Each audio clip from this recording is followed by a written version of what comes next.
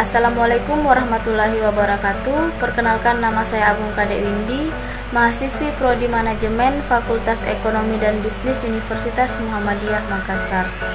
Pada video kali ini saya akan memaparkan materi tentang sikap konsumen, di mana maksud dan tujuannya untuk penunaian tugas final pada mata kuliah perilaku konsumen.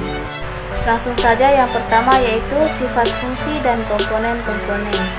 Arti sikap. Sikap merupakan suatu ekspresi perasaan seseorang yang merefleksikan kesukaan atau ketidaksukaannya terhadap suatu objek.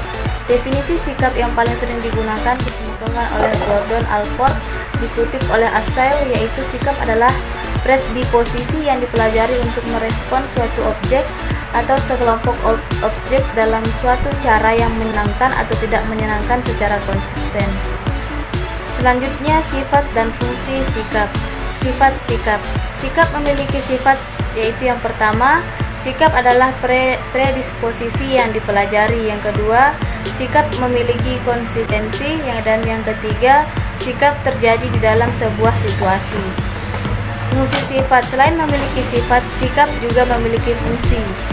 Mengutip dari 4 klasifikasi fungsi sikap yang dikemukakan oleh Daniel Katz, yaitu yang pertama fungsi utilitas, yang kedua fungsi ekspresi nilai, yang ketiga fungsi pertahanan ego, dan yang keempat fungsi pengetahuan.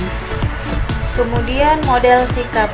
Para psikolog telah membangun beberapa model yang menggambarkan berbagai dimensi yang mendasari sikap, yaitu yang pertama model sikap 3 komponen, yang menyatakan bahwa sikap terdiri atas 3 komponen, yaitu komponen kognitif, komponen afektif, dan komponen konatif. Yang kedua, model sikap multi atribut, yaitu menggambarkan konsumen berdasarkan sikapnya terhadap suatu objek seperti produk, jasa, merek, toko, orang, peristiwa, iklan, dan sebagainya. Yang ketiga, model sikap terhadap objek, yaitu model ini menunjukkan bahwa sikap konsumen terhadap produk atau merek tertentu adalah fungsi keyakinan konsumen tentang atribut dan manfaat produk atau merek itu. Yang keempat, model sikap terhadap perilaku. Model ini berfokus pada sikap seseorang individu terhadap perilaku atau tindakan yang berkenaan dengan suatu objek, bukan sikap terhadap objek itu sendiri. Yang kelima, model sikap berdasarkan alasan bertindak.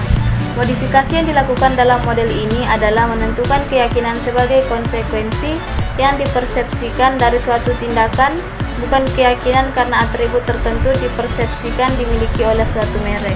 Kemudian pengembangan sikap. Ada 3 aspek yang perlu dipahami terkait dengan pengembangan sikap, yaitu yang pertama, pembentukan sikap.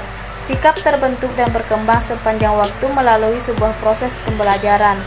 Yang kedua, sumber-sumber yang mempengaruhi pembentukan sikap.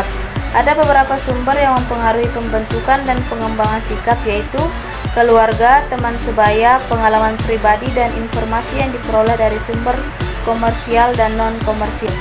Yang ketiga, hubungan kepribadian dan sikap. Kepribadian konsumen mempengaruhi sikapnya.